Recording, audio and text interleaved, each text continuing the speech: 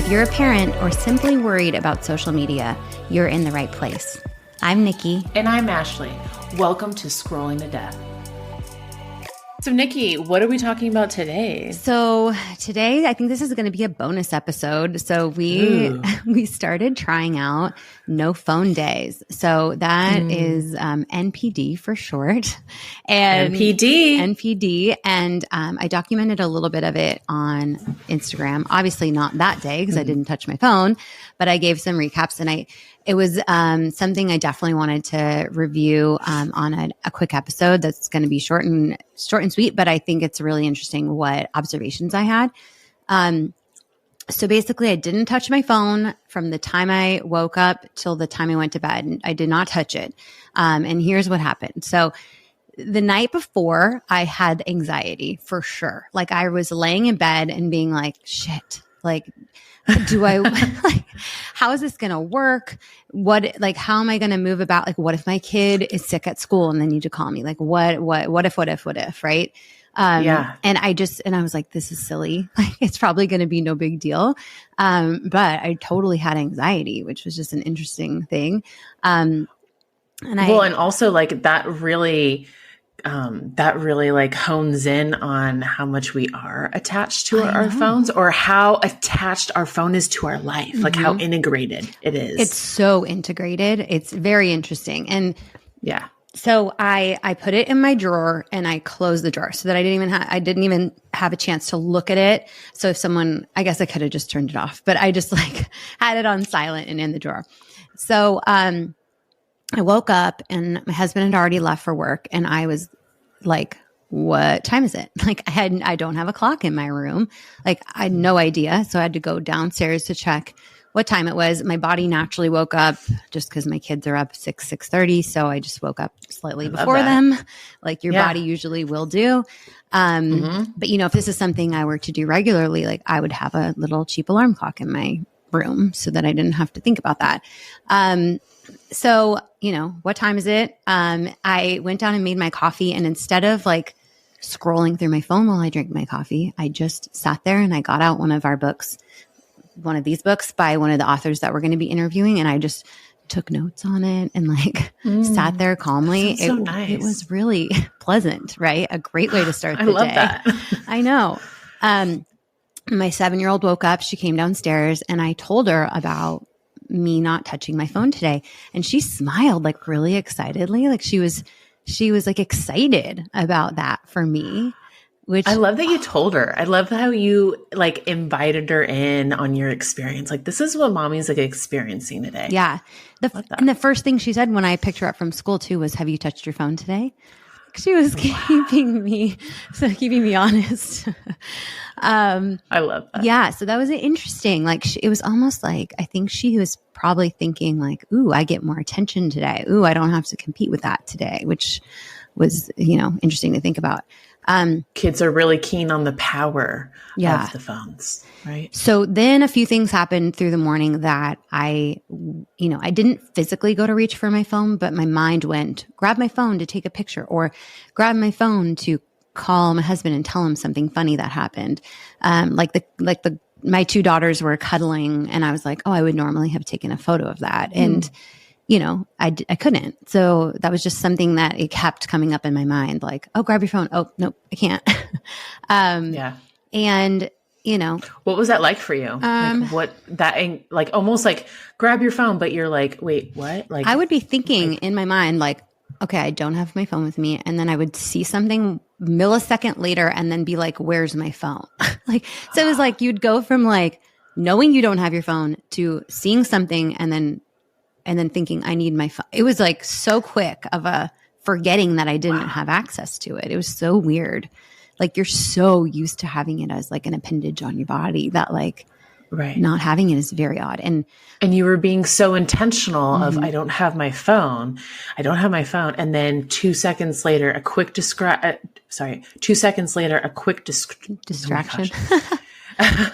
Speak, Ashley. 2 seconds later, a quick distraction, and it was back to, where's my phone? Totally. Weird stuff in your brain. And then I got in the car to take the kids to school, and I was like, that's when I physically reached for my phone, because I always plug it in to my car to listen to music that we all like or a podcast or something. And so I reached for it and then realized, oh, I don't have it. So I turned on the radio for the first time since I purchased my car in 2020. Like, I've never listened to the radio in my car. No way. I swear. Stop it. You don't even have like Sirius XM, or you don't have. No, I think I had like the free trial when it started, that maybe I used that for 3 months, but yeah. And I had a nice time like remembering which stations I used to listen to and like programming them in. What was the station you went to? 102.7 Kiss FM, of course. 105.1 Kiss FM. Country, whatever station that is. Honestly, like 104.3 has like some throwback stuff. Yeah, I love the good throwbacks. 105.9, I feel feeling a little rap, but I was just trying to fill in the stations. I was like, what? Feeling a little saucy in a minivan. Go, Nick. Oh my gosh. Okay, so let's see. I went to my workout. I went to grab a coffee. And while I was waiting for my coffee, instead of scrolling through my phone, I stood there, looked around. Actually, then I sat down and I had brought my book with me that I was prepping with and read my book. And I saw a guy there, a man that actually had coached me in soccer years and years ago.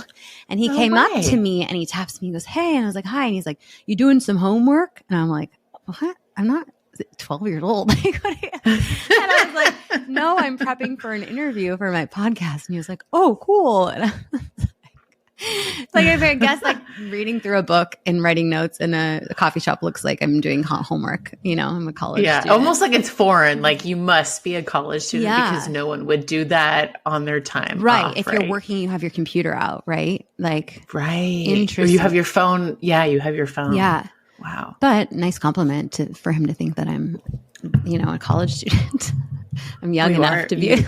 You still look young. You can go to college at any time. But anyways. Yeah, you can. It's true. True. Okay. So then later on, so good thing about this is I have a MacBook or a Mac. I don't know what this is, Mac desktop. So it connects to my iMessage. So I was still able to keep up with some messaging during the day, which was great. I didn't take calls. You can actually take calls from your Mac computer, but I didn't. I just decided not to add that in. And then, so I was working during the day editing. And I got an email from the woman that I'm trying to book swim lessons with for next year for the kids. And the credit card was like, her thing wasn't working. And so she's like, can you call me? We can walk through it. And I was like, I actually can't. This might be weird, but I'm not using my phone today as, a test or like an experiment for my podcast. And she's like, that's not weird at all. That's amazing. Can you send me your podcast? And I was like, oh my gosh. Hey, I know. Look at you, like reaching out and telling people about your experience. Yeah. So that was cool, right? Like a little connector. Yeah. So I went to pick up the kids from school. I got there 15 minutes early. Normally I would sit in my car and scroll or even like listen to a podcast. I had nothing. And then I was like, I'll read my book and take notes. I had forgotten my book. So I literally sat You were forced to do nothing? in my car for 15 minutes. And I had to think, should I go walk up to school and start chatting with the moms that stand there for a while before school? And just for that day, I decided like, I'm just going to sit here in my thoughts. I did have my notebook where I think I wrote some like things down, but that was an interesting thing of like my go-to of my book was like not there. And I was like, ugh, like, am I wasting my time? What did that feel like for you? It felt frustrating. Like I wasn't being productive, Yeah. So that was interesting. Isn't that crazy where, like if we sit and we allow ourselves to sit, we're really battling with that feeling of, am I wasting my time? Like I should be productive. And I think this really happens for parents, right? Because you're always on the go doing stuff. You have this huge checklist and to actually sit and just be with your thoughts or just take, 10, 15 minutes of not doing a lot or just sitting there looking around and be with your thoughts. Like how that is translated to laziness or being worthless or not productive. And it's uncomfortable. It's just not what we're used to at all. And so I have some observations once I get through my day. And one of the big ones is I was very much less productive when it comes to minor tasks, but I was way more creatively productive. Like I was had way more creative ideas than letting my mind wander. And actually like being more productive in the daytime while you're running around dropping kids off and stuff, it's just like stressful because you're trying to finish this one, like, you know, pay the gardener on your Venmo while you're walking the kids to their school. Like always multitasking, like always trying to complete multiple things at one time. And so not doing that was uncomfortable, but it was really nice. So then we're like, the kids are home from school and I make dinner and then we watch a movie. And usually during this time, like I don't have my phone a ton typically, until we got to like watch a movie, like from 6 to 7:15, we usually watch a movie. And I fight with this. Like sometimes I want to have my phone in front of me if it's a movie I don't really love. And the kids like, I'll be scrolling or editing something or whatever on my phone. And so I didn't have that option, which was actually really great because I just like engaged with the kids and, you know, watched the movie with them. And a big one too was bedtime. So I usually watch a show with my husband or on my own or whatever. And then I lay in bed and I read my book on my Kindle on my phone or, you know, scroll through the news or watch like a travel channel on YouTube or something. So I didn't have any of those options. So I did watch a show on the TV downstairs and then read a book I've been putting off, like something not for work, but like, or the podcast, but something that I just have had sitting there. Like, I don't have time to read this ever. So that was cool to like get to something that I hadn't gotten to. One thing before I get to like observations is the next morning, I was dreading grabbing my phone. Like I didn't want it. No way. It was in my drawer and I was just like, oh, I like was looking at the drawer and I was like, no, not yet. And I like got myself a little ready and I was just like, I don't want it. I don't want it. Like I really didn't want to start up with it again. And then I went and grabbed it and the charger was the whole time plugged into it and it, but it wasn't plugged into the wall all the way. So it was dead. And I was like, oh, it's dead. I was like, that's okay. And so then I had to leave it again while it charged to like take the kids to school. And so, but I knew like once I had it back that I was just going to fall right into this same shit again of like using it in every little quiet moment. And it's hard. It's hard to not do that, even though I understand like, and I've experienced not having it for a day. But I think you got to do it for like many days for it to be like really more of a routine and something that your brain shifts away from. But okay, so let me go through. So I wrote down some positive and some negative observations of the experience. I love it. Yeah. Let's talk about it. Okay, so positive ones first. So the world around me literally seemed bigger. Like as I was walking the kids up to their school and back, like I was looking like out and further, like I was seeing more of the world. Like, and I don't know how to like, it sounds crazy or like silly, but I swear, like I was looking up and around and I saw this, like one thing that caught my eye was I saw this giant spider web. You know, like in the early morning, you'll sometimes like see a big spider web with a big old spider in the middle. And literally so the spider was in the middle. I like drew a picture of it on this thing. Oh, well, look at you. But like it had a spider in the middle and then a bee, and a big old fly in like a square, like 1, 2, 3 points with the spider in the middle. It was like a perfect, like, and they were all dead, like all wrapped up. But I was like, that's like art.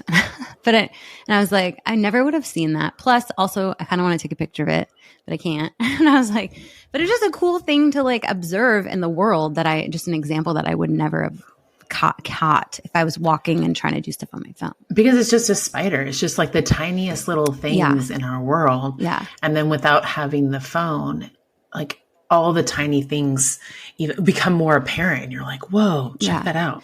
Yeah. Like and my thought was like, the world is so big and so full. Like there's things happening here and there and everywhere that you just like don't observe and don't interact with. You're just like in your own frame of reference, like in your own frame of sight.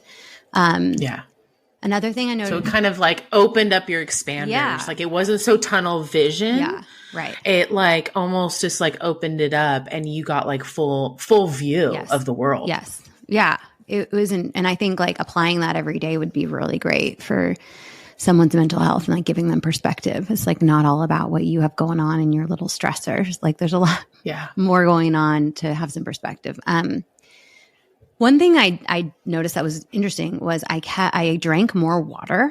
So instead, you're constantly grabbing your phone. I actually just felt like I needed to grab for something. And so I would just like grab my water more, which is like That's weird thing, right? Yeah. I found and almost like, I think I was like replacing one thing with another, but a positive, right? Sure. No, it is. I mean, if you have that habit of grabbing for something, I mean, that's muscle memory, right? That's part of the brain. And to replace it with something like a healthier habit of hydrating yourself, what a great replacement. Sure. I know. I was like, okay, that's not bad. No, that's great. That's awesome. So I talked about definitely being more creative, just having more downtime, a lot more time to just let my brain wander and think of more creative things.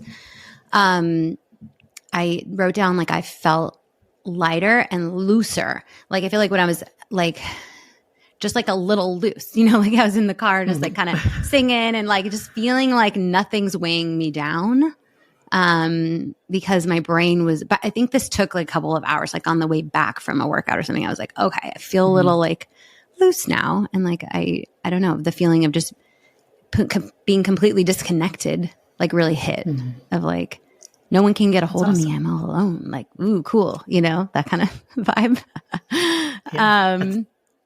So that's awesome that it hit you so quickly, because sometimes for people, it takes a lot longer to feel that effect like right away of like, wow, I don't have my phone. And usually, you go through quite a bit of discomfort, which I'm sure you're going to discuss, but like you got that in the day, within the 24 hours, you felt a positive side effect of feeling like maybe a little bit more relaxed, maybe a little bit more carefree, maybe like less burden, like a less load, like more flowy, like whatever you want to describe it. But you got that pretty quickly. Yeah. And even in the afternoon, my husband was like, okay, I'm going to put my phone down for the rest of the evening too. Like, and so he got to experience it as well. So I think it's a little bit of like a magnetic thing, I think, and it's interesting to try. Like I really encourage people to try this. Okay. So, but before we wrap up, so a few negatives, so when I dropped my youngest off at preschool, they have you scan her in with your phone. And so I just had to use an alternate way to check her in, which they have like an iPad there, but you need a pin. I've never done it before. And so I needed like her pin. Wasn't a big deal. The teacher was like, it's fine, I'll check her in. But it was a thing that blipped like, okay, I didn't have my phone to do this and I didn't know her pin. Like I maybe should have been a little more prepared. One bad one was I couldn't promote our podcast that day on Instagram. And, we didn't have as many listens that day or downloads that day because of that. So it did negatively affect our business activity that day. So, things balance out, but something that. But again, it's an indicator how much business and how much career and your profession, I think anyone's career and profession is very much intertwined with the phone, with social media, with technology, for sure. Yeah. If that's email, phone calls, text messages, social media platforms to promote and market, get a hold of your coworkers and meetings. And I didn't have anything crazy happen where like I didn't need to address anything right away on an email while I was out and about. Like by the time I got home and sat down on my computer, everything was still fine. Like no one's really expecting you to respond in 5 minutes, So it was fine. You make such a good point. I think with having our phones at our fingertips at all times, when we get an email, a text message, a phone call, right, or a DM on a social media platform, it's this like expectation we have to respond right away. Right. Instead of like, let's set the expectation of the precedence. Like, no, you have 24, 48 hours to respond. I might not have my phone that day, so I can't respond to you until 24 hours and making the other person wait a little bit. Yeah. We're all juggling all of our priorities. So it doesn't mean that they're at the bottom of our list, but it means we have 80 other things to tend to. And I do I'll set aside time to be like, I'm editing now and I need 3 or 4 hours and I'm not responding to text messages or emails during that time. Yeah. So whether I have my phone or not, you're not getting a response. Okay. So, and really there's not a lot more negatives. I couldn't look up a recipe that I wanted to make. Usually I'd have my phone, Google it and have it in the kitchen with me.